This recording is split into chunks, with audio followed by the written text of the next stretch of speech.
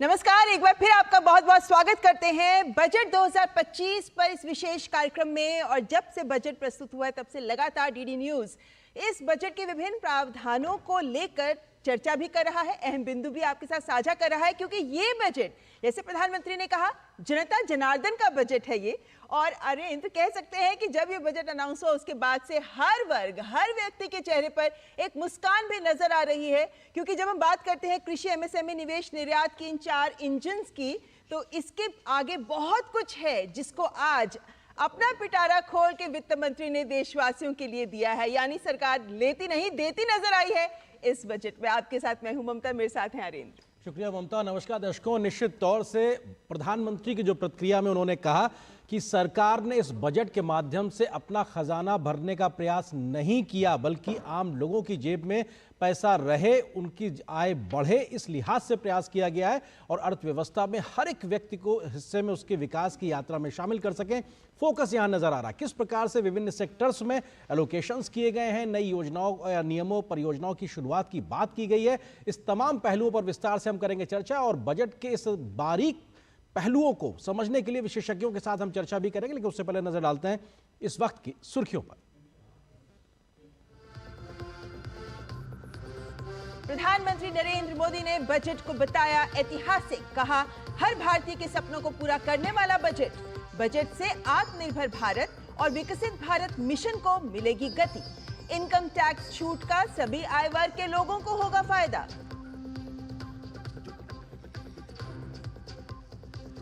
आम बजट में मध्यम वर्ग को बड़ी राहत। नई कर व्यवस्था में 12 लाख की कमाई पर कोई टैक्स नहीं। किराया आमदनी पर टीडीएस छूट 6 लाख रुपए। 4 साल तक भर सकेंगे संशोधित आईटीआर। अगले हफ्ते पेश होगा नया इनकम टैक्स बिल। अन्नदाताओं के लिए प्रधानमंत्री धन धान्य कृषि योजना की घोषणा। देश के 2.25 करोड़ किसानों को होगा फायदा। दालों में आत्मनिर्भरता मिशन होगा शुरू। केसीसी से 5 लाख तक का मिलेगा लोन।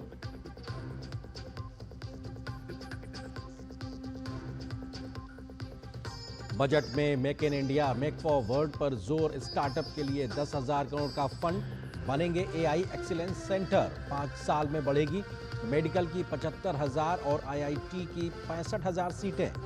36 जीवन रक्षक दवाएं होंगी ड्यूटी फ्री।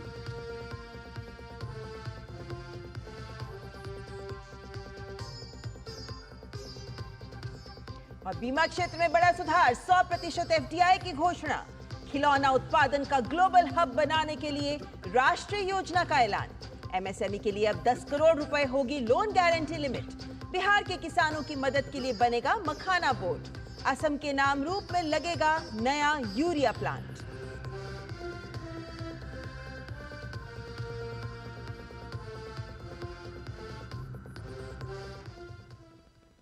तो अपने आप में बेहद महत्वपूर्ण आज का दिन, क्योंकि देश को आज बजट मिला है और किस प्रकार से सरकार ने अपने पिटारे तमाम योजनाओं को आगे निकाला, उसका हम लगातार जिक्र कर रहे हैं। प्रधानमंत्री नरेंद्र मोदी ने केंद्रीय बजट के लिए वित्त मंत्री निर्मला सीतारमण को बधाई देते हुए कहा कि आज भारत के विकास का यात्रा का एक महत्वपूर्ण पड़ाव है।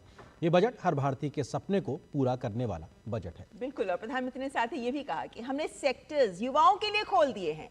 ये बजट एक बल गुणक है। ये बजट बचत को बढ़ाएगा, निवेश को बढ़ाएगा, ग्रोथ को भी तेजी से आगे बढ़ाएगा।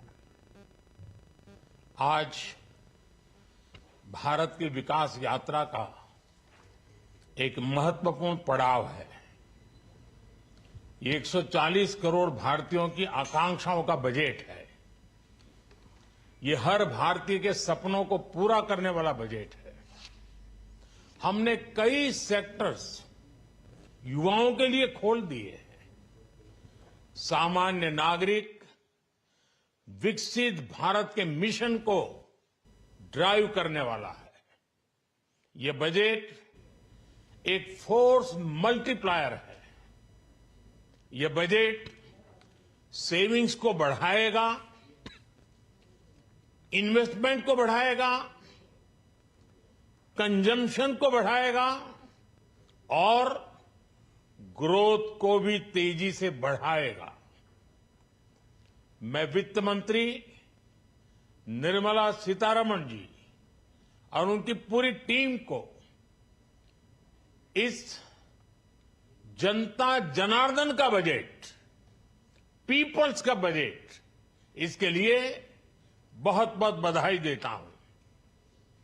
तो प्रधानमंत्री ने कहा कि इस बजट में रिफॉर्म की दिशा में महत्वपूर्ण कदम उठाए गए हैं। प्रधानमंत्री ने कहा कि न्यूक्लियर एनर्जी में प्राइवेट सेक्टर को बढ़ावा देने का निर्णय बहुत ही ऐतिहासिक है। बिल्कुल, और प्रधानमंत्री ने यह भी कहा कि बजट में रोजगार के सभी क्षेत्रों को प्राथमिकता दी गई है। इस बजट में रिफॉर्म की दिशा में महत्वपूर्ण कदम उठाए गए हैं।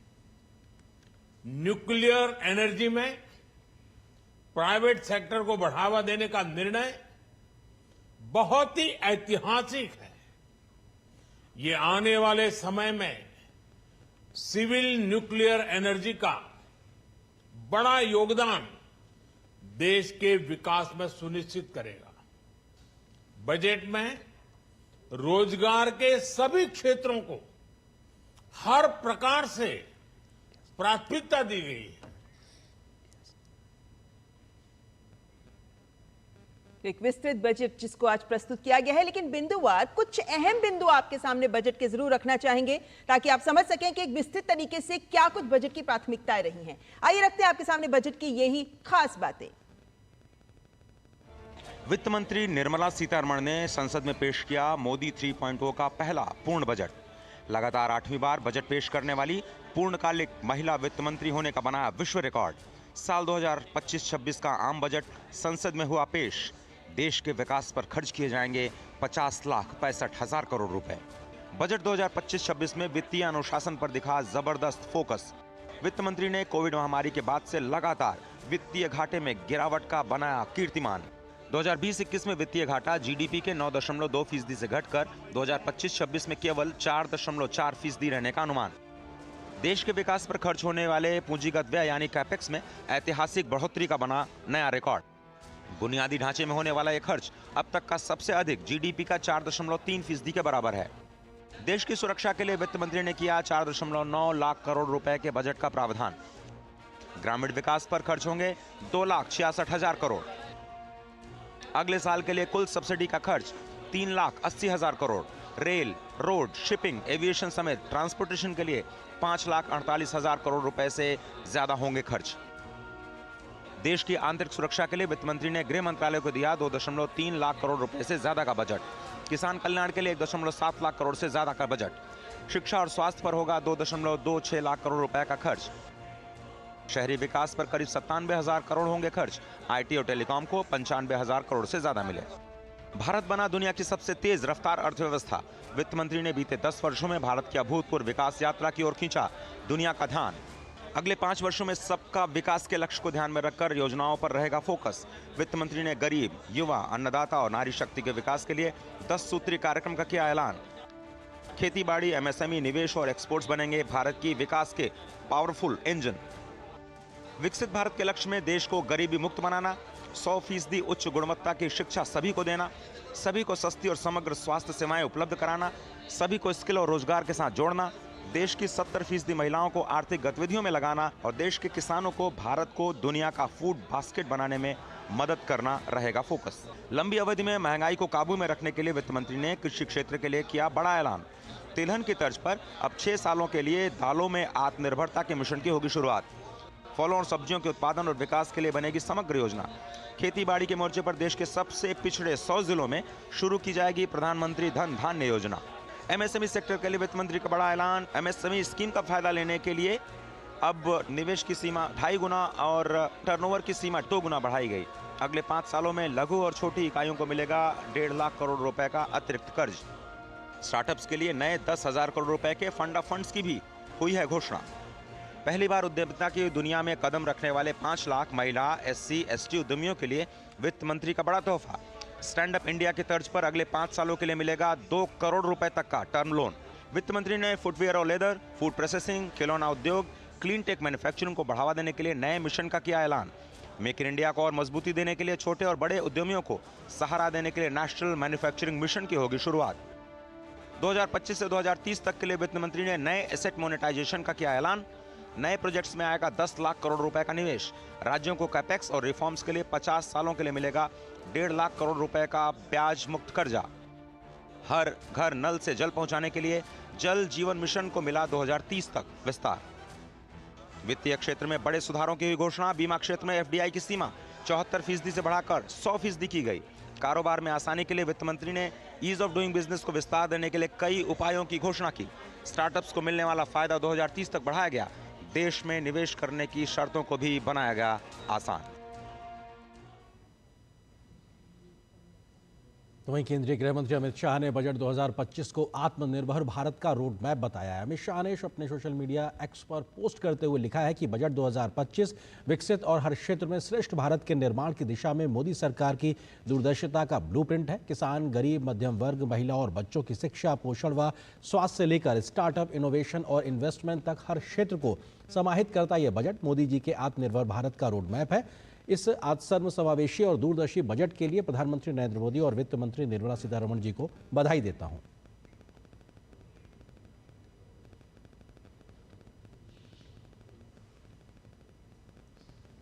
और जाहिर है कि बहुत महत्वपूर्ण घोषणाएं आज बजट में की गई हैं। एक आम जन को कई ऐसे क्षेत्र हैं जहां से राहत मिलती नजर आ रही है। और इस वक्त स्टूडियो में हमारे साथ बहुत ही विशिष्ट मेहमान उपस्थित हैं जो कृषि और स्वास्थ्य पर हमारे साथ चर्चा में जुड़ रहे हैं। हमारे साथ प्रोफेसर डॉक्टर वी के पॉल हैं जो नीति आयोग से हैं और नीति आयोग हम जानते हैं थिंक टैंक है स्वास्थ्य के क्षेत्र में। तमाम हमने विभिन्न बिंदुओं पर बात करते हुए आपको देखा सुना। बहुत बहुत स्वागत आपका doctor Paul. Professor Ramesh Chand भी हमारे साथ हैं जो कृषि के जाने माने विशेषज्ञ हैं और नीति आयोग की कृषि को लेकर सोच को भी लगातार उस पर भी आगे काम करते रहते हैं। आपका बहुत बहुत स्वागत रमेश चंद जी। और अगर शुरुआत में आप ही से करना चाहूँ क्योंकि आज जब बजट की शुरुआत हुई तो सबसे पहले कृषि, क्योंकि जो 4 इंजन बताए गए उनमें कृषि को सबसे पहले उसका नाम लिया गया।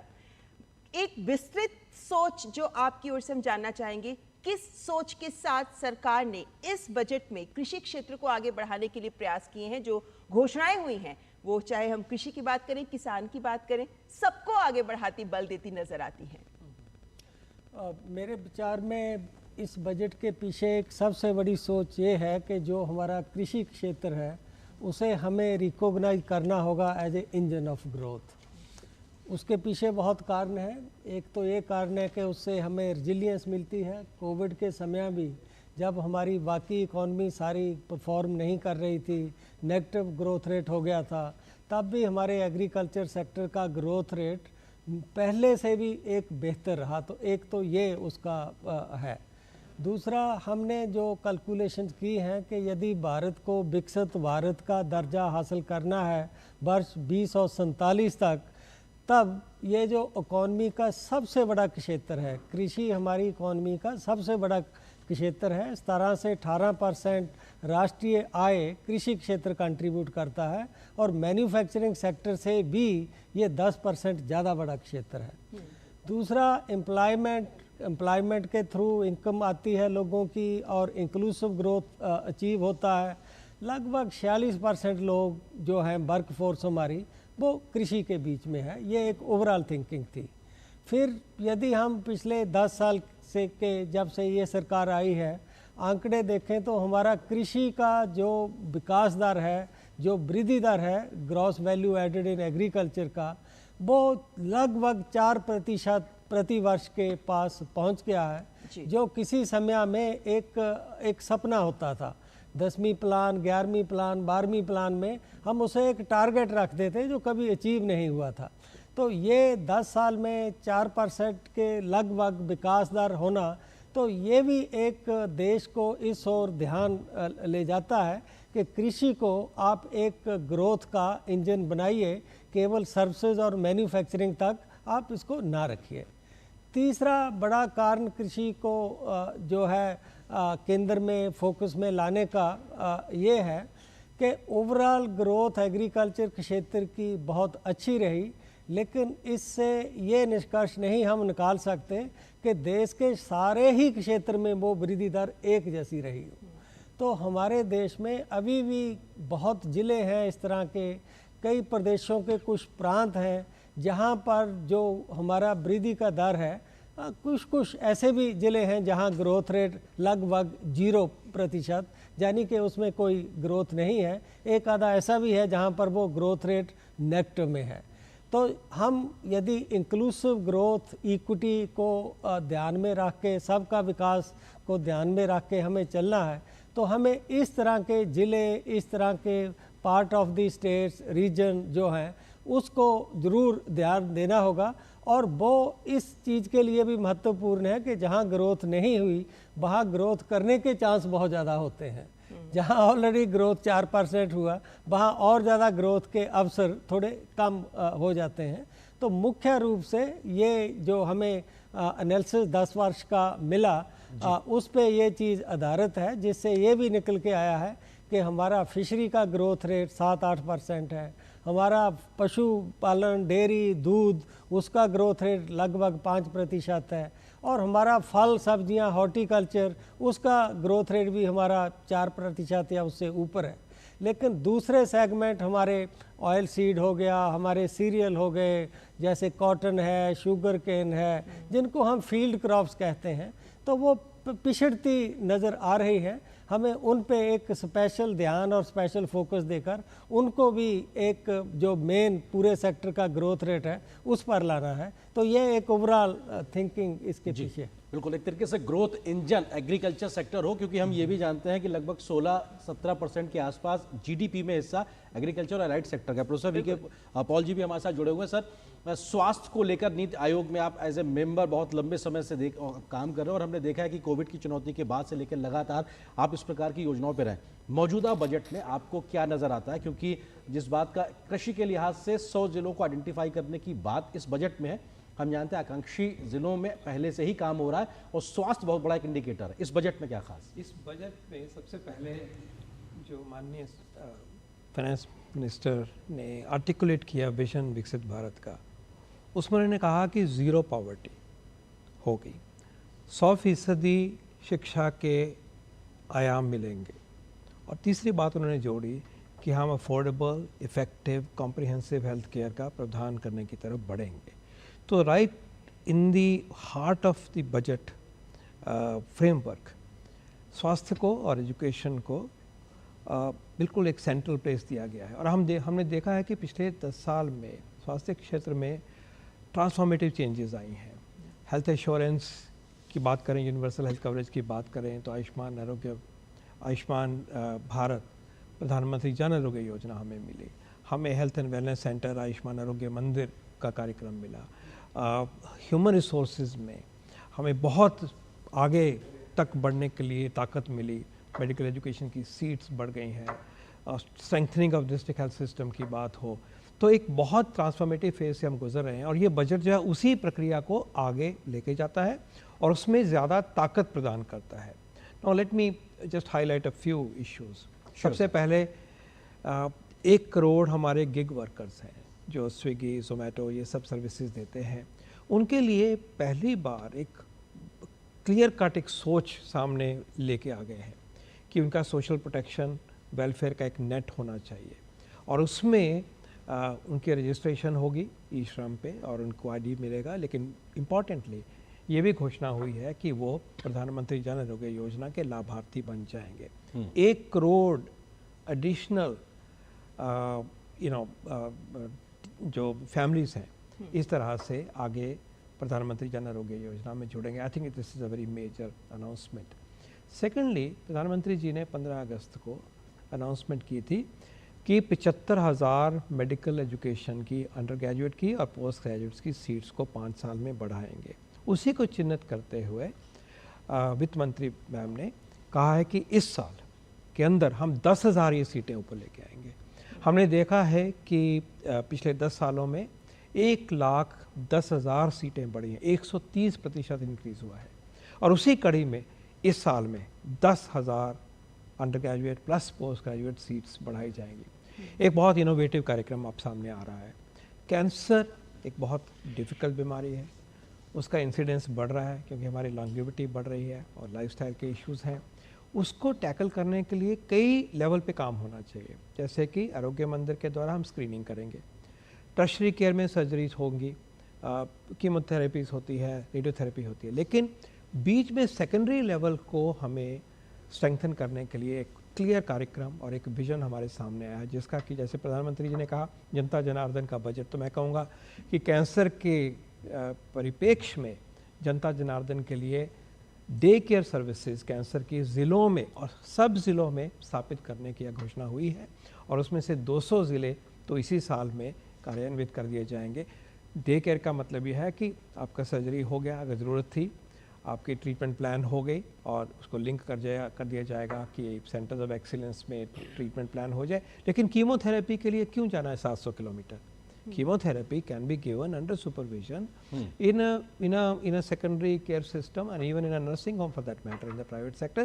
लेकिन सरकार ने घोषणा करी है कि सारे ज़िलों में डे केयर का प्रावधान, चाहे ब्लड, मान लीजिए ब्लड ट्रांसफ्यूजन लगना है या कीमोथेरेपी होनी है, उसका प्रावधान जो है वो कर दिया जाएगा। तो हमारा कैंसर केयर का फुटप्रिंट एक बहुत बड़े तरीके से बढ़ जाएगा।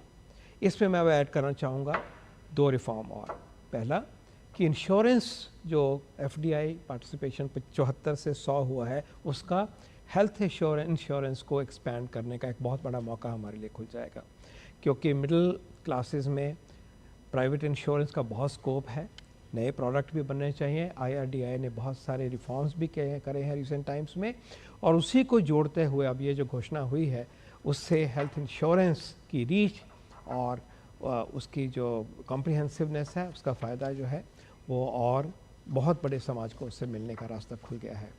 एक और घोषणा भी हुई है कि जो मेडिकल टूरिज़्म हम जिसको कहते हैं, कि भारत में आके लोग अपना इलाज करवाएं, क्योंकि हमारे पास ऐसी ताकत है, उसको हम हील इन इंडिया कहते हैं, उसको बढ़ाने के लिए कैपेसिटी बढ़ाई जाएगी और उसमें इन्वेस्टमेंट के लिए भी प्रोत्साहन दिया जाएगा। तो ये काम हुआ है। इसके अलावा एक बहुत घोषणा है जो आपके यहाँ समक्ष यहाँ वीडियो इस पर दिखाई भी दे रही है स्क्रीन पे, कि 36 दवाइयों को जो कि गंभीर बीमारियों के लिए हैं, कैंसर के लिए हैं और रेयर डिजीज़ के लिए हैं, उनके ऊपर जो कस्टम ड्यूटी है उसको ज़ीरो कर दिया गया है। 6 और हैं जिनमें कि वो 5% वाले स्लैब में उनको लेके आ गए हैं, और ये भी कहा गया है कि 37 दवाइयों के लिए जो बाहर की कंपनीज़ भारत में आके मुफ्त पेशेंट्स को देती हैं, रेयर बीमारियां, कठिन और नई तरह की दवाइयां हैं, उनको भी उस लिस्ट में लेके आया गया। तो ये जो जनता से डायरेक्टली फ़ायदा होता है कि ये दवाइयां सस्ती हो जाएंगी, चाहे बाहर से आ रही हैं, सस्ती हो जाएंगी या फ्री हो जाएंगी वो पेशेंट असिस्टेंस प्रोग्राम के अंतर्गत, उसकी भी एक बढ़ोतरी मिलेगी, एक्सेस बढ़ेगी।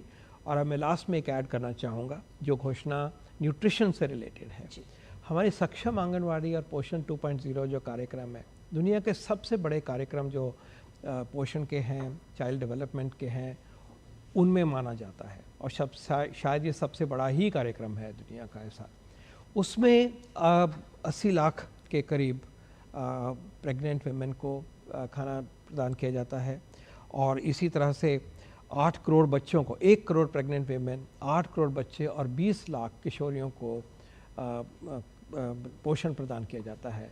उसकी कॉस्ट नॉर्म्स को ठीक करने की ज़रूरत महसूस हो रही थी कि जो पोषण प्रदान किया जाता है उसकी जो खर्च होता है उसकी एक नॉर्म थी, वो नॉर्म अब वक्त के साथ साथ काफ़ी नहीं पड़ पाती थी। तो उसके ऊपर एक बहुत घोषणा ये की गई है कि उसको हम इम्प्रूव करेंगे, उससे संभव होगा कि पोषण की क्वालिटी बढ़ेगी। और ये भी पूरा अगर हम हेल्थ एंड न्यूट्रिशन की अनाउंसमेंट में जोड़ें तो ये इसका प्रभाव आप देखिए कि कितने बड़ी समूह पे कितनी बड़ी पॉपुलेशन, और वो भी हमारे विमेन और चिल्ड्रन और किशोरियों के ऊपर पड़ेगा। ये जो बहुत बड़ी पोषण बात है, ये तो जाहिर है कि एक मजबूत आधार देता है सबको, और इसीलिए इसका महत्व बढ़ जाता है। लेकिन डॉक्टर पॉल, बहुत विस्तृत तरीके से आपने स्वास्थ्य के क्षेत्र से संबंधित घोषणाओं को सामने रखा। चर्चा भी आगे जारी रखेंगे, लेकिन यहाँ पर एक ब्रेक का वक्त तो चला है। ब्रेक के बाद वापस लौटते हैं, चर्चा को आगे बढ़ाएंगे। सर, आप ये बिल उस काउंटर पे जमा कर दीजिए। आंटी जी, मुफ्त इलाज की बधाई हो। मुफ्त इलाज? हाँ, मुफ्त इलाज। भाजपा सरकार बनते ही दिल्ली वालों को 10 लाख तक के मुफ्त इलाज की गारंटी। कमल का बटन दबाएं, भाजपा को जिताएं। पर लोन लेने के लिए खुद का हैवी मार्जिन लगाना पड़ता है। 80% तक का बिजनेस लोन मिलेगा। हाँ? वो भी कोलैटरल फ्री। अच्छा, 5 करोड़ तक बैंक ऑफ बड़ौदा संभाल लेगा। लेकिन बिजनेस शुरू हो गया तो इन दोनों कौन संभालेगा? मम्मी, तुम बिजनेस संभालो, रोहन को मैं संभाल लूंगी। बड़ौदा महिला स्वावलंबन लोन, तो शुरू कीजिए अपना ड्रीम बिजनेस। कुछ पल नहीं दिशा दिखाएं, कुछ पल हिम्मत बढ़ाएं,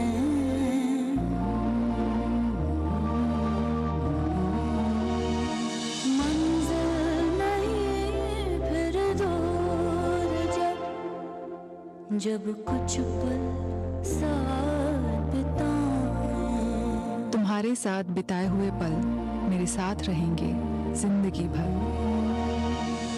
मंजिल नहीं फिर दूर जब अपने साथ निभाएं। LIC से मिले बीमे की रकम ने ही मेरे नए काम की शुरुआत को मुमकिन बनाया।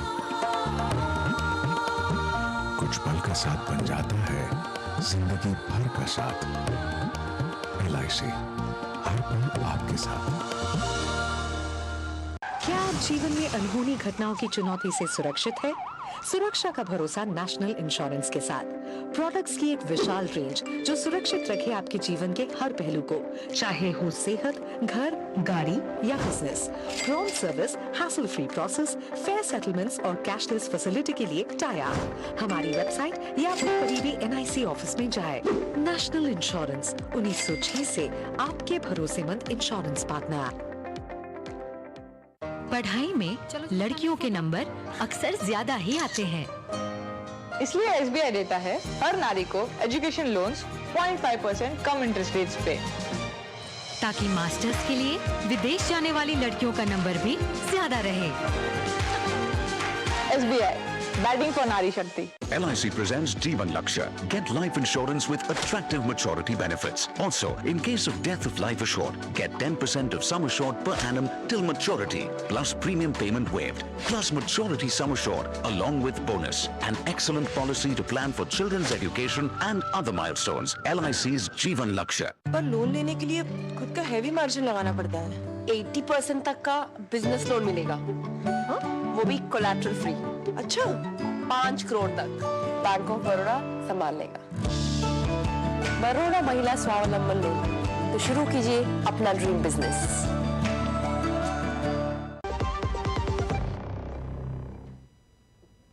और ब्रेक के बाद आप सभी का स्वागत है हमारे इस खास कार्यक्रम बजट 2025 में। दो खास मेहमान इस वक्त हमारे साथ स्टूडियो में मौजूद है। हमारे साथ मौजूद हैं नीति आयोग के मेंबर एग्रीकल्चर रमेश चंद जी, इसके अलावा नीति आयोग के ही मेंबर स्वास्थ्य डॉक्टर VK पॉल जी।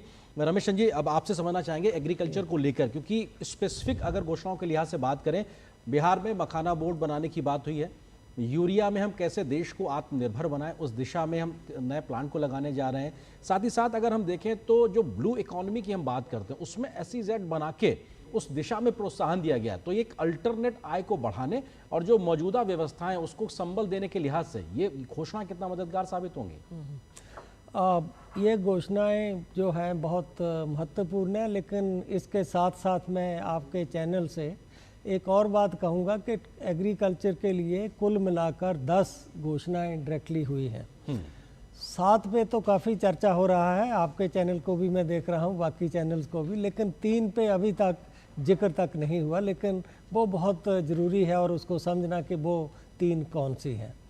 यदि आप देखोगे कि पहली घोषणा जो हम प्रधानमंत्री धन धान्य जो है, उससे सेकंड जो घोषणा है वो है रूरल प्रॉस्पेरिटी एंड रिजिलियंस। जी, जिस तरह हम एग्रीकल्चर में लगभग 100 जिले कहा है कि उनको देखकर वहाँ कृषि का विकास करेंगे, इसी तरह रूरल एरिया में 100 जिले, ये दूसरी घोषणा में मेंशन है, वहाँ पर रोज़गार के नए अवसर, वहाँ स्किलिंग की नई व्यवस्था, नई कोई इकोनॉमिक एक्टिविटी, इसको जनरेट करने के जो है एफर्ट्स किए जाएंगे स्टेट्स के साथ मिलकर, और मल्टीलेटरल एजेंसी से इसके लिए फाइनेंशियल असिस्टेंस ली जाएगी।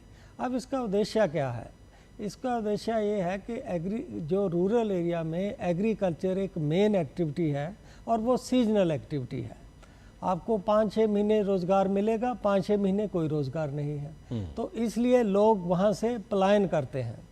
तो उस घोषणा में ये बड़ा महत्वपूर्ण बात कही गई है कि कोई चाहे डेवलपमेंटल माइग्रेशन बेशक करे, लेकिन डिस्ट्रेस माइग्रेशन जो है उसको जो है कि वो नेसेसिटी ना बने उनकी कि हम मजबूर होकर माइग्रेशन कर रहे हैं। तो ये एक दूसरे नंबर का जो पैरा है, मैं इस पे ज़रा बताना चाहता था कि ये भी एक बहुत महत्वपूर्ण है और 100 जिलों में इसको जो है लागू किया जाएगा। तो ऐसे में क्या एक सवाल इससे जुड़ा हुआ कि ये जो 100 जिले हैं, क्या इनका क्या आधार रहा? इनको आपने शुरुआत में कहा कि कृषि यहाँ पर लगभग होती नहीं है या बहुत कम होती है, लेकिन क्या पलायन जैसे कारक भी हैं जो इनको चुनने में एक आधार बनते नजर आए हैं?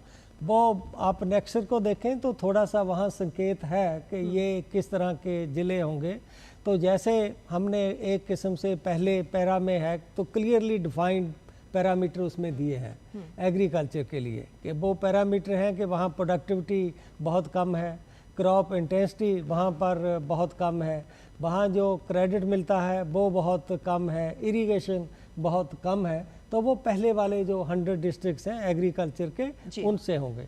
ये जो दूसरे पैरा में 100 डिस्ट्रिक्ट्स कहा गया है, ये थोड़ा एक कम्प्लेक्स है और इसमें रूरल इकॉनमी को केंद्र बनाया गया है।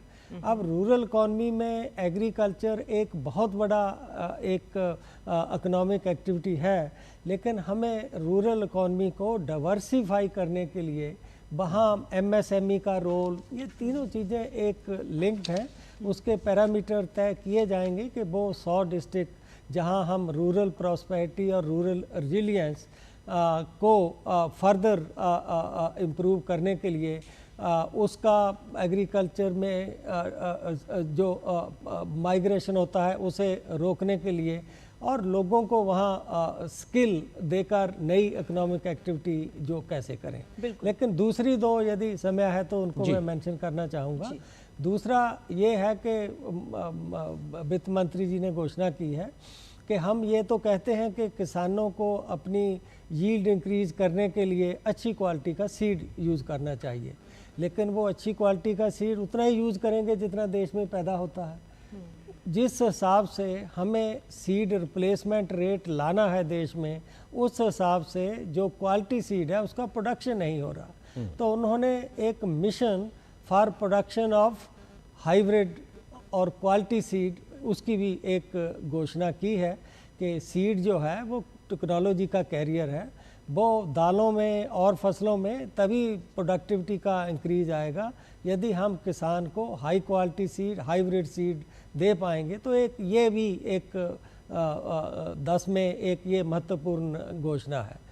तीसरा, यदि हम प्रोडक्टिविटी देखें कि हमारी फील्ड क्रॉप की क्या प्रोडक्टिविटी है और हमारे फल और सब्जियों की क्या प्रोडक्टिविटी है, उनमें किसी किसी स्टेट में तो वो उससे 7-8 गुना है। कि यदि 1 हेक्टेयर से हमें साधारण फसलें, सीरियल, पल्सेस, ऑयल सीड मान लीजिए 50,000 रुपये का उत्पादन देते हैं, तो फल और सब्जियां हमें उतने ही क्षेत्र से 4 लाख तक का उत्पादन दे देंगे। तो वो डाइवर्सिफिकेशन की ओर कि वो भी एक किस्म का एक मिशन ही होगा कि जहाँ पर ये फल और सब्जियां ज़्यादा नहीं हो रही उनको हम इनकरेज करेंगे। और उसका एक और कारण भी है कि जो नया सर्वे कंजम्पशन का अब 2 बार आ चुका है, वो ये दर्शाता है कि per capita intake of serial बढ़ नहीं रहा देश में, लेकिन per capita intake of fruit, per capita intake of vegetable बहुत तेज़ी से बढ़ रहा है और उनका पोषण में भी एक बहुत बड़ा योगदान है। तो ये एक जो है और घोषणा है। तो ये 3 घोषणाएं, इन पर थोड़ा कम जिक्र हो रहा था। और ये सारी बहुत महत्वपूर्ण है, कृषि क्षेत्र को आगे बढ़ाने में, योगदान में बहुत महत्वपूर्ण है। डॉक्टर पॉल, इसी तरीके से अगर हम स्वास्थ्य के क्षेत्र में भी देखते हैं, हालांकि आर्थिक सर्वेक्षण ने भी इस बात को सामने रखा कि किस तरीके से सरकार का जो खर्च है स्वास्थ्य में वो ही 29% से बढ़कर 48% हो गया है, लोगों का भी जो खर्च है वो कम हो गया है। लेकिन जो हम 2014 के बाद से अब तक देखते आए हैं, सरकार जब भी कोई पहल करती है, कोई नीति लाती है, कोई योजना लाती है, तो उसके साथ जब अगली योजना आती है वो जुड़ी हुई होती है। बजट दर बजट हम इसमें विस्तार और नए आयाम जुड़ते भी देखते आए हैं स्वास्थ्य क्षेत्र में। कोविड के बाद तो इसमें एक अलग ही रूप नजर आया। इस बार जो बजट में स्वास्थ्य को लेकर घोषणाएं की गई हैं या जो सरकार की विजन है, घोषणाएं हम जान गए, आपने बताया जो विजन है सरकार की, कहां तक ये घोषणाएं पोषण को जोड़ते हुए हमारे जो हेल्थ इंडिकेटर्स हैं उनको बेहतर करते हुए भी नजर आएगी? क्योंकि ये बात कहीं ना कहीं कही जाती है कि तमाम कदम उठाए जा रहे हैं, हेल्थ इंडिकेटर्स में भी वो रिफ्लेक्ट होना जरूरी है। बिल्कुल सही बात है, लेकिन इसमें कोई डाउट नहीं है कि हमारे हेल्थ इंडिकेटर में, वहीं से बात को शुरू करता हूं, कि उनमें कॉन्स्टेंटली इम्प्रूवमेंट आ रही है। अगर हम देखें हमारी इन्फेंट मोर्टेलिटी कंसिस्टेंटली नीचे आ रही है, हमने MDGs को अचीव किया, अब हम हेल्थ के SDGs को भी अचीव करेंगे, चाहे वो चाइल्ड्स अंडर 5 मोर्टेलिटी का MDG है या न्योनेटल मोर्टेलिटी का MDG है या कि एलिमिनेशन ऑफ डिजीज़ का जो हमारे SDGs हैं, हम उनको अचीव करेंगे। हमारा मोमेंटम बना हुआ है और कंसिस्टेंटली लाइफ एक्सपेक्टेंसी जो है वो बढ़ रही है। लेकिन आगे चलते हुए जो नए हेल्थ के इश्यूज इमर्ज हो रहे हैं, फॉर एग्जांपल कैंसर, आज उसकी बात पे दोबारा आ रहा हूँ मैं। अब कैंसर पहले कम देखा जा रहा था या इतनी लॉन्गेविटी नहीं थी कि कैंसर प्रकट हो, लेकिन अब तो it has emerge as a very major problem. Already हमारे आयुष्मान आरोग्य मंदिर के द्वारा स्क्रीनिंग कार्यक्रम शुरू हो गए, लेकिन अब जो घोषणा हुई है, 2 घोषणाएं हो गई उसके डायरेक्ट रिलेशनशिप में, कि हम ज़िले के लेवल पे कैंसर के ट्रीटमेंट को हम ताकत देंगे। वहाँ पे डे केयर में कीमोथेरेपी लगना, ब्लड ट्रांसफ्यूजन लगना, कोई दवाई और तरह से टॉपअप करना है, उस केयर का बंदोबस्त जो है वो सारे ज़िलों में 3 साल में कर दिया जाए। बहुत बड़ी बात है। और दूसरी बात आप देख रहे हैं कि उन 36 दवाइयाँ जिनके ऊपर की कस्टम ड्यूटी कम 0 कर दी गई है, उनमें कैंसर की दवाइयाँ भी सम्मिलित हैं, तो ये रिस्पॉन्ड कर रहे हैं। और इसी प्रकार अगर हम देखें कि हमें हेल्थ सर्विसेज को डिलीवर करने के लिए डॉक्टर्स की, स्पेशलिस्ट की ज़रूरत तो रही ही है और रहेगी जब तक कि हम उस लेवल पे ना ले जाएं जहाँ पे कि संपूर्णता हो, सैचुरेशन लेवल हो। उसमें और ताकत बढ़ाने के लिए एक क्लियर डायरेक्शन और एक क्लियर फैसला और एक क्लियर अनाउंसमेंट है कि हम पूरी ताकत लगा के 75,000 मेडिकल एजुकेशन की सीटें, जिसमें कि MBBS सीट लगभग 25,000 और पोस्ट ग्रेजुएट स्पेशलिस्ट सीट्स लगभग 50,000 हम पैदा करेंगे। 10,000 का वायदा इस साल के लिए किया गया है और इसमें मुझे कोई डाउट नहीं है कि ये 10,000 तो होंगे ही, शायद हम इससे भी बेहतर कर पाएंगे इस पीरियड में। तो पूरी स्वास्थ्य व्यवस्था में ह्यूमन रिसोर्सेज के ऊपर, डिजीज़ बाय एफर्ट, इंफ्रास्ट्रक्चर, पीछे हमने देखा है प्रधानमंत्री A-BHIM मिशन जो है उसके अंतर्गत मान लीजिए क्रिटिकल केयर यूनिट्स बन रहे हैं, पीडियाट्रिक इंटेंसिव केयर यूनिट्स को ताकत मिल रही है, मेडिकल कॉलेजेस की डायरेक्ट एक्सपेंशन हो रखी है, उससे ट्रेनिंग भी होती है और सर्विसेज भी बढ़ती हैं। और अभी माननीय स्वास्थ्य मंत्री जी के अनाउंसमेंट में आपने सुना रिसेंटली कि किस तरह से पब्लिक हेल्थ सिस्टम में ह्यूमन रिसोर्सेज जो हैं बहुत बड़े तरीके से उसकी बढ़ोतरी 10 साल में हुई है, सब लेवल के ऊपर, not only doctors but also other cadres. So इसको अगर हम संपूर्णता से देखते हैं और उसके साथ हम लिंक करते हैं जिसको हम यूनिवर्सल हेल्थ कवरेज कहते हैं, कि मुझे फाइनेंशियल स्ट्रेस नहीं हो जब मैं हेल्थ सर्विसेज को एक्सेस करता हूं, उसके लिए आयुष्मान आरोग्य मंदिर का रोल, क्योंकि वहां फ्री डायग्नोस्टिक्स और दवाइयाँ मिलती हैं, और आयुष्मान भारत प्रधानमंत्री जन आरोग्य योजना का जो धीरे धीरे आयाम बढ़ा है और उसकी इंटेंसिटी ऑफ सर्विसेज बढ़ी है, उसका रीच बढ़ा है, ये बहुत बड़ा योगदान है। तो टोटलिटी में देखते हुए इस बजट में हमें और ताकत मिलती है। और जैसे मैंने कहा कि विकसित भारत में जो आज वित्त मंत्री मैम ने हमें एक इन्विजन किया, बिल्कुल शुरू में उनकी स्पीच में जो आया है उसमें उन्होंने स्वास्थ्य को बिल्कुल एक सेंट्रल पॉल, एक छोटा सा सवाल पूछना चाहूंगी यहाँ पर, क्योंकि मध्यम वर्ग को मान के चल रहे हैं कि बहुत बड़ा एक बेनिफिशियरी इस बजट से होकर निकला है।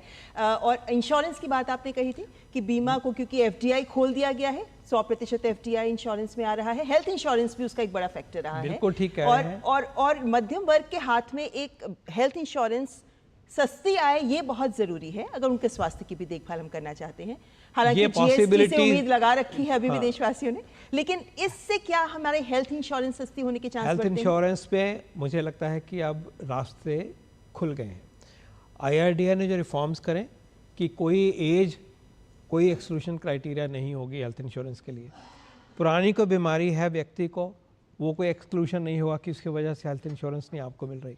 तो ये और भी रिफॉर्म्स हुए हैं उसी के, और ईज़ ऑफ बिजनेस भी इंश्योरेंस में लेके आए। अगर हम उसको सरकार के उन फैसलों को, तंत्र के उन फैसलों को अब हम लिंक करते हैं कि एफडीआई आने से इसमें निवेश बढ़ेगा, इंश्योरेंस प्रोडक्ट्स बढ़ेंगे, और ये इंश्योरेंस सेक्टर जब बढ़ेगा, वाइब्रेंट होगा, तो हेल्थ इंश्योरेंस भी बढ़ेगी। मैं कहूँगा इसके ऊपर अब काम करने की सबको ज़रूरत है, और सुझाव भी आने चाहिए कि हम इसको, अब इसका फ़ायदा हम किस तरह से लें। लेकिन आई हैव नो डाउट कि ये बहुत बड़ा फिलिप है, बहुत बड़ा स्टिमुलस है for health insurance, and that means better health without financial hardship, universal health coverage. Therefore, it fits into the larger design of improving access without financial stress for health services. बिल्कुल professor Ramesh Chand ji, आपको लगता है कि agriculture के लिहाज से जब हम बात कर रहे थे लगातार, तो एक पहलू उसमें यह भी आता है कि किसानों को अपने जो उनके कामकाज हैं उसके लिहाज से जो क्रेडिट मिलता है उसमें भी इजाफा किया गया कि किसान क्रेडिट कार्ड की बात हो या उसका विस्तार की बात हो, उसमें भी इजाफा किया गया। तो जब ज़्यादा पैसे की जिस समय ज़रूरत है, आपको पैसा बहुत नॉमिनल रेट्स पे मिल रहा है, तो ये भी अपने आप में एग्रीकल्चर में उस लिहाज से बूस्टअप करता नज़र आएगा, जहाँ पे हमारी ना सिर्फ प्रोडक्टिविटी बढ़ेगी बल्कि जो डाइवर्सिफिकेशन की आप जो बात कर रहे हैं उसमें भी एक बड़ा विस्तार दिखाई पड़ेगा। जी जी, उसमें एक तो यह है कि एग्रीकल्चर का कमर्शलाइजेशन ज़्यादा हो रहा है और एग्रीकल्चर हाई टेक की ओर बढ़ रहा है। तो जब ये दोनों चीज़ें होती हैं तो प्रति हेक्टेयर जो आपकी पैसे की रिक्वायरमेंट है, क्रेडिट की रिक्वायरमेंट है, वो बढ़ जाती है। तो ये जो किसान क्रेडिट कार्ड में कि अभी तक आप मैक्सिमम 3 लाख रुपया प्रति किसान एक सीमा थी, उस सीमा को 60% बढ़ाकर 5 लाख जो है कर दिया गया है। उसमें एक तो यह है कि किसी किसान की निर्भरता प्राइवेट सोर्सेज पे जो है, अब उससे वो बच पाएंगे। उनको प्राइवेट मनी लेंडर या जो प्राइवेट सोर्सेज हैं, इवन प्राइवेट फाइनेंस कंपनी, जहाँ पर इंटरेस्ट रेट 18% से लेकर 50-50, 60-60% तक होता है, एक्सप्लॉयटेटिव इंटरेस्ट रेट है प्राइवेट सोर्सेज का, तो उससे एक तो उनको राहत मिलेगी। दूसरा, इस पे इंटरेस्ट सबवेंशन कि जो मार्केट इंटरेस्ट रेट होता है और जो ये केसीसी पे जो है 3 लाख तक इंटरेस्ट मिलता है, तो उसमें आपको एक बहुत बड़ी 5% की इंटरेस्ट सबवेंशन मिलती है। तो ये 2 तरीक़ों से कि वो जो सरकार से लोन मिलता है वो कॉस्टली, बहुत कम कॉस्ट होता है उसका, और वो जो प्राइवेट सेक्टर से है वो एक्सप्लॉयटेटिव है। दूसरा, हमारी अब कृषि की ज़रूरतें जो हैं, जब ये सेक्टर मॉडर्नाइज हो रहा है, जैसे मैंने कहा कि जब आप हॉर्टिकल्चर में जाते हो तो आपकी प्रोडक्टिविटी 5-6 टाइम्स हो जाती है जी। ज़ाहिर है कि तो आपकी इनपुट रिक्वायरमेंट भी 4-5-6 टाइम्स हो जाती है जी। तो उन चीज़ों को देना, और अब किसान क्रेडिट कार्ड का स्कोप केवल कृषि तक नहीं है, अब पशु किसान कार्ड भी है, फिशरी किसान कार्ड भी है।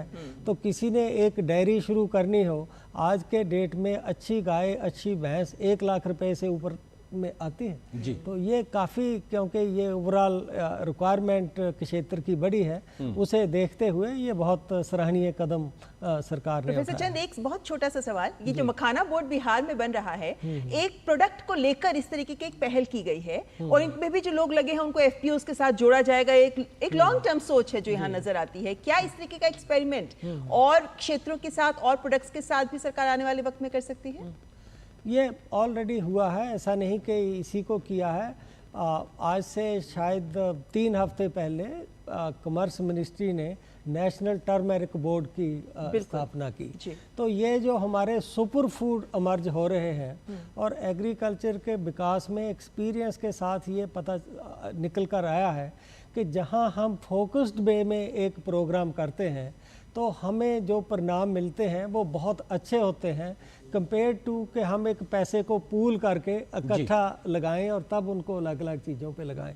तो ये जैसे टर्मरिक को एक मैं समझता हूँ हेल्थ के एंगल से सुपर फूड है, विदेशों में उसकी मांग बढ़ रही है, तो सरकार ने नेशनल टर्मरिक बोर्ड कुछ देर पहले अनाउंसमेंट की। मखाना बनाने का फायदा बिहार में बहुत ज़्यादा लोगों को मिलता हुआ नजर आएगा। बहुत बहुत शुक्रिया आप दोनों मेहमानों को, डॉक्टर पॉल आपका हमारे साथ जुड़ने के, प्रोफेसर चंद जी आपका हमारे साथ जुड़ने के लिए। तो निश्चित तौर से 2 खास मेहमान जो कि नीति आयोग में अलग अलग क्षेत्रों में मेंबर के तौर पर एग्रीकल्चर और स्वास्थ्य के लिहाज से जो नीतियां बनाने में बड़ी रोल अदा करते हैं वो हमारे साथ मौजूद थे। फिलहाल एक छोटे से ब्रेक के लिए रुकेंगे। ब्रेक के उस पार जब वापस आएंगे तमाम अन्य सेक्टर्स में आज के बजट में जिन बड़ी घोषणाओं का जिक्र हुआ है उसके मायने क्या हैं आम लोगों के नजरिए से, उस पर करेंगे चर्चा नए मेहमानों के साथ एक छोटे से ब्रेक के बाद। पर लोन लेने के लिए खुद का हैवी मार्जिन लगाना पड़ता है। 80% तक का बिजनेस लोन मिलेगा, हाँ? वो भी कोलैटरल फ्री। अच्छा, 5 करोड़ तक बैंक ऑफ बड़ौदा संभाल लेगा। बड़ौदा महिला स्वावलंबन लोन, तो शुरू कीजिए अपना dream business. LIC presents Jeevan Lakshya. Get life insurance with attractive maturity benefits. Also, in case of death of life assured, get 10% of sum assured per annum till maturity, plus premium payment waived, plus maturity sum assured, along with bonus. An excellent policy to plan for children's education and other milestones. LIC's Jeevan Lakshya. पढ़ाई में लड़कियों के number अक्सर ज्यादा ही आते हैं, इसलिए SBI देता है हर नारी को एजुकेशन लोन्स 0.5% कम इंटरेस्ट रेट्स पे, ताकि मास्टर्स के लिए विदेश जाने वाली लड़कियों का नंबर भी ज्यादा रहे। SBI बैटिंग फॉर नारी शक्ति।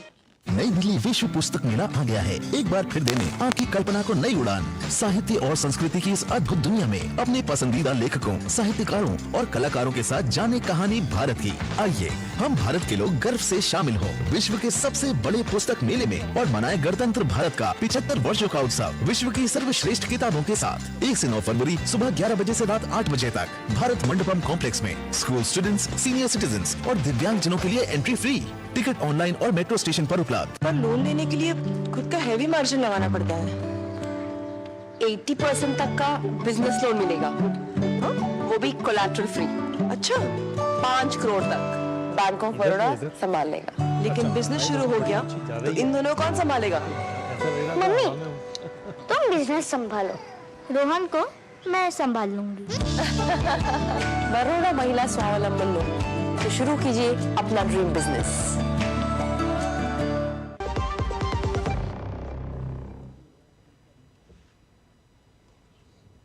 और ब्रेक के बाद आपका स्वागत। हम लगातार चर्चा कर रहे हैं बजट 2025 पर, क्योंकि आज जब बजट की घोषणा हुई तो उसमें इतना कुछ था हर वर्ग के लिए, हर कॉर्पोरेट सेक्टर की बात करें, सामान्य जन की बात करें, तमाम क्षेत्रों के लिए कुछ ना कुछ था। और इसीलिए इस बजट को बहुत गहराई से देखना, समझना, एनालिसिस करना बहुत जरूरी है, ताकि आप भी समझ सकें कि आपके लिए इस बजट में क्या है। लगातार ये चर्चा हम कर रहे हैं नए पैनल के साथ। हम इस वक्त यहाँ उपस्थित हैं और पैनलिस्ट की आपको एक बार इंट्रोडक्शन करवा देते हैं, जिसके बाद हम खबरों पर कुछ नजर डालेंगे।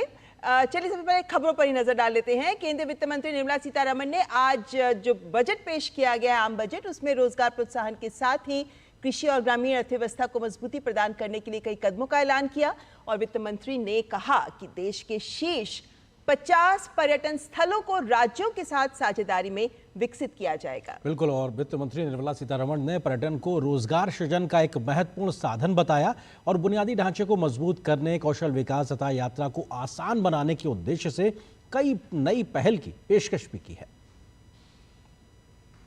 वित्त वर्ष 2025-26 के केंद्रीय बजट में केंद्र सरकार ने विकास में तेजी लाने, समावेशी विकास को सुनिश्चित करने, निजी क्षेत्र के निवेश में नई जान डालने, परिवारों के मनोभावों में उल्लास भरने और देश के बढ़ते मध्यम वर्ग की खर्च करने की शक्ति को बढ़ाने के लिए सरकार के प्रयास को महत्व दिया है।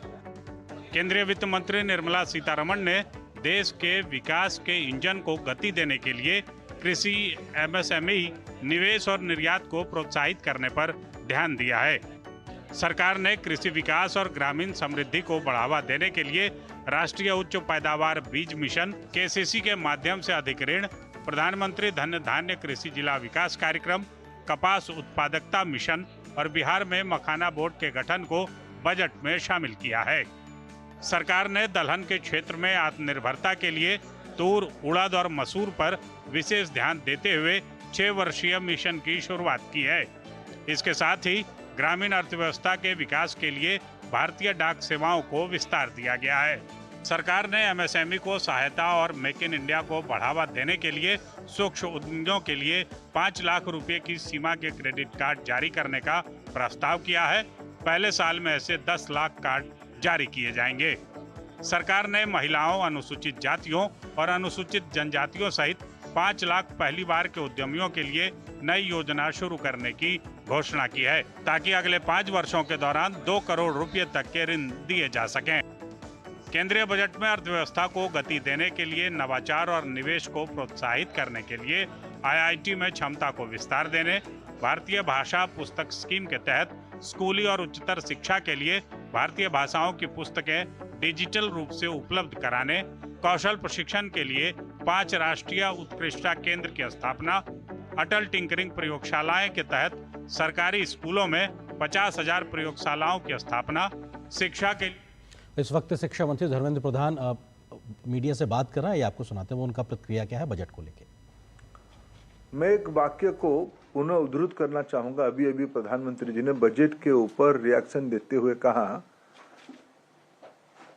This budget is a force multiplier for 140 crore लोगों के लिए ये उद्दिष्ट है। ये उनको टारगेट में रखते हुए मैं जब शिक्षा विभाग को देखता हूं, आज देश की आबादी की लगभग 50% यानी जीरो से जन्म से लेके 25 साल की उम्र तक देश की आबादी में 47% इसी आयु वर्ग के हैं। ये बजट 21वीं सेंचुरी की जो रिक्वायरमेंट है, नवजात शिशु से लेके युवा तक, जिनकी नेतृत्व में विकसित भारत होने वाला है, लक्ष्य विकसित भारत है, और ना केवल 47 टारगेट है, तब तक देश हमारी विकसित हो ही जाएगा। लेकिन मैं व्यक्तिगत रूप में आज बहुत थ्रिल्ड हूं, बहुत रोमांचित हूं, बहुत उत्साहित हूं बजट की जो सैद्धांतिक पक्ष को दिखते हुए। इस बार की बजट में relating to young generation of our country, इसकी लाभ सिर्फ 47 तक नहीं है, क्योंकि आज जिन बच्चा, जो बालक, जो बालिका, जो बॉयज एंड गर्ल्स आज जन्म हो रहे हैं, वो 2047 में 22 साल के होंगे। जो आज 5 साल के हैं वो 27 साल के होंगे। जो आज 10 साल के हैं वो 32 साल के होंगे। और जो 20 साल के हैं आज, जो कॉलेज में हैं, वो 42 इयर्स में होंगे। आप अनुमान करो, जो व्यक्ति 22 से 42, 22 टू 42 एज ग्रुप में रहेंगे 47 में, they are the global leaders. उनके एम्पावरमेंट के लिए इस बजट में कई सारे आउटलाइन किया गया है।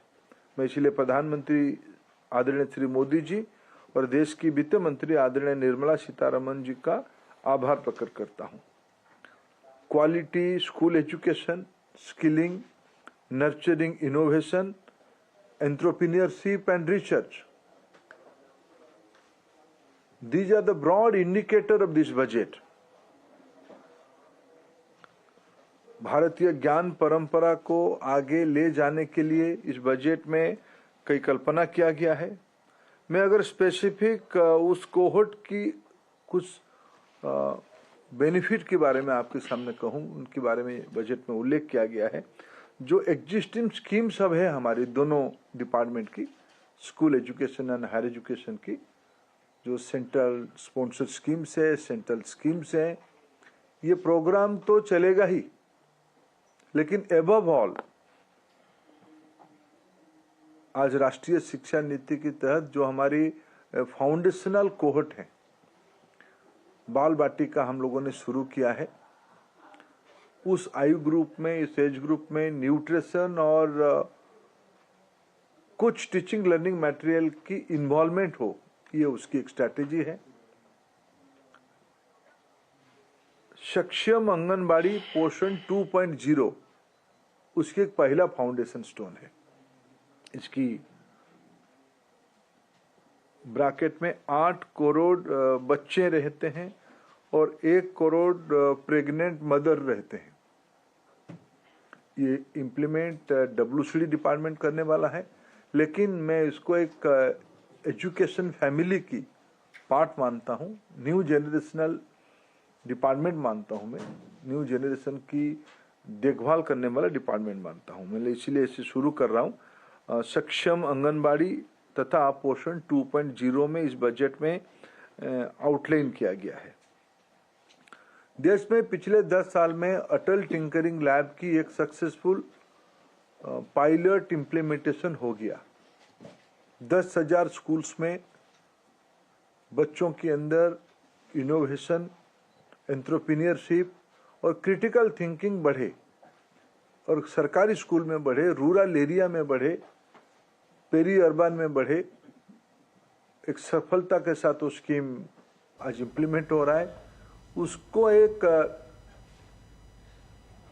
क्वांटम जंप देने के लिए, लीपफ्रॉगिंग करने के लिए, फिलिप देने के लिए इस बार बजट में 50,000 अटल टिंकरिंग लैब अगले 5 साल के अंदर बनाने के लिए एक जायंट स्टेप लिया गया है। तो आप सुन रहे थे केंद्रीय शिक्षा मंत्री धर्मेंद्र प्रधान को, जो शिक्षा के क्षेत्र में किस प्रकार से आज के बजट में तमाम प्रावधान किए गए उसका जिक्र कर रहे हैं। उन्होंने कहा कि साहब आंगनवाड़ी से लेकर और हायर एजुकेशन तक एक तरीके से दिशा देने वाला है, क्योंकि यही वो पीढ़ी होगी जो विकसित भारत के समय ग्लोबल लीडर्स के तौर पे काम करती नजर आएगी। इस वक्त स्टूडियो में बहुत ही खास मेहमान हमारे साथ मौजूद है, उनका परिचय आपसे कराते हैं। मेरे साथ डॉक्टर NC महेश्वरी जी हैं, जो कि प्रेसिडेंट हैं फॉरसाइट ग्रुप के, हमारे साथ मौजूद हैं। सब स्वागत है आपका। प्रोफेसर अश्विनी महाजन जी हैं, इकोनॉमिक एनालिस्ट हैं, हमारे साथ इस वक्त स्टूडियो में मौजूद है। साथ ही साथ निलय वर्मा जी हैं, CEO प्रेमस पार्टनर्स के साथ। आप तीनों का बहुत बहुत स्वागत है। महेश्वरी जी, शुरुआत आपसे, क्योंकि ये बड़ा ज़रूरी है और जो इनकम टैक्स को लेके जो सबसे ज़्यादा चर्चा हो रही थी वो समझना इस लिहाज से ज़रूरी, क्योंकि 12 लाख तक कोई टैक्स नहीं लगेगा, इसको लेके सबसे ज़्यादा चर्चा है। थोड़ा सा इसको सिंप्लीफाई करके एक बार बताइए कि किन किन लोगों के लिहाज से ये कैसे कैसे फ़ायदेमंद होने वाला है।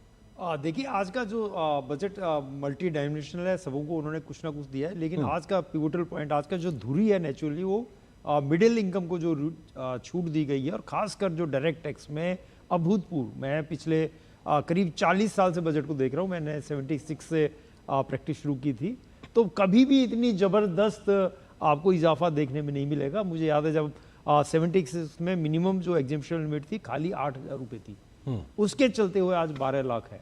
12 लाख में थोड़ा सा हमें ये समझना पड़ेगा कि अगर आपको नए रिज्म में, पुराने रिज्म का मुझे लगता है ऑलमोस्ट कोई रेलिवेंस नहीं रह गया है, क्योंकि जब इतना अच्छा बेनिफिट मिल रहा है तो सारे लोग नज़ होंगे, वो उसको ही अडॉप्ट करने की कोशिश करेंगे। लेकिन फिर भी मुझे समझना पड़ेगा कि जो लोग नए रिज्म को लेंगे उनको 12 लाख रुपए तक की इनकम पर कोई टैक्स नहीं लगेगा। अगर सैलरीड है तो 75,000 रुपये एक्स्ट्रा, मीन्स 12,75,000 रुपये पर कोई टैक्स नहीं लगेगा। लेकिन अगर आपकी इनकम 14 लाख है, 13 लाख है, 13.5 लाख है, तो आपका जो टैक्स है वो 4 लाख से ही चालू होगा। तो थोड़ा सा भ्रांति है। लोगों ने मुझे आज बहुत क्वेश्चन किए कि अगर 12 लाख तक टैक्स फ्री है तो 4 लाख और 8 लाख के स्लैब का क्या रेलिवेंस है। वो रेलिवेंस यही है कि अगर आपकी इनकम मार्जिनल इनकम से ज़्यादा है, अगर आपकी 13 लाख है, 14 लाख है, तो आपको जो टैक्स है वो 4 लाख से ही देना पड़ेगा। तो अब इसमें एक दूसरा बड़ा इंपॉर्टेंट क्वेश्चन है कि अगर आपकी इनकम 12,10,000 ही है तो क्या आपको 4 लाख से लेके 8 लाख पे इनकम, मतलब 8 लाख एक्स्ट्रा पे टैक्स देना पड़ेगा? उस केस को समझते हुए एक स्पेशल प्रोविजन दिया है, मार्जिनल टैक्स रिलीफ। इसका मतलब है जितनी आपकी इनकम 12 लाख से ज़्यादा होगी उससे ज़्यादा टैक्स नहीं हो सकता। मीन्स अगर आपकी समझने के लिए 12,10,000 रुपये इनकम है तो आपको जो मैक्सिमम टैक्स है वो 10,000 रुपये ही लगेगा। इस तरह का जो मैक्सिमम स्लैब है वो 60,000 70,000 रुपये तक आपको बेनिफिट देगा। 12,75 के बाद आप देखेंगे कि ये न्यूट्रलाइज हो जाएगा, दोनों में अंतर नहीं होगा। तो मुझे लगता है ये थोड़ा सा क्लैरिफिकेशन करना सर, थोड़ा सा इसको थोड़ा सा और सिंप्लीफाई कि अगर किसी की 20 लाख इनकम है और 12 लाख तक नहीं है, अगर ये कहा जा रहा तो इसको कैसे समझा जाएगा? हाँ, अगर 20 लाख इनकम है तो उसको 12 लाख की कोई रेलिवेंस नहीं है, उसको 4 लाख से 20 लाख पे 16 लाख पे ही टैक्स लगेगा। और उसको जो सब्सटेंशियल बेनिफिट है वो जो टैक्स स्लैब हुआ है, जो टैक्स स्लैब में चेंज कर दिया है, जो मैक्सिमम आज 20 लाख पे अभी जो प्रेजेंट टैक्स था वो 30% का रेट था, जो कि आज 20% या 25% का स्लैब है। तो हमने जो रफ कैलकुलेशन किया है कि अगर 20 लाख रुपए की किसी की इनकम है तो उसको करीब 90,000 का डायरेक्ट बेनिफिट हो रहा है। जी, तो यानी बहुत सारे महत्वपूर्ण पहलू हैं बजट से जुड़े हुए जिनकी हम लगातार समीक्षा भी कर रहे हैं। हमारे साथ प्रोफेसर अश्विनी महाजन भी जुड़े हुए हैं, जाने माने इकोनॉमिस्ट। अश्विनी महाजन जी, जब भी कोई बजट की एक बड़ी तस्वीर सामने आती है तो उसमें ये देखा जाता है कि भाई सरकार कितना अच्छा आर्थिक तरीके से परफॉर्म कर रही है। इस वक्त रोकना चाहेंगे, यहाँ पे सीधे प्रसारण के लिए चल रहे हैं। वित्त मंत्री निर्मला सीतारमण इस वक्त प्रेस को संबोधित कर रही हैं। Finance and revenue secretary Shri Tuhin Kanta Pandey ji, secretary economic affair Shri Ajay Seth ji, secretary expenditure doctor Manoj Govil, secretary DIPAM doctor Arunish Chawla, secretary financial services Shri M Nagaraju, and Chief Economic Advisor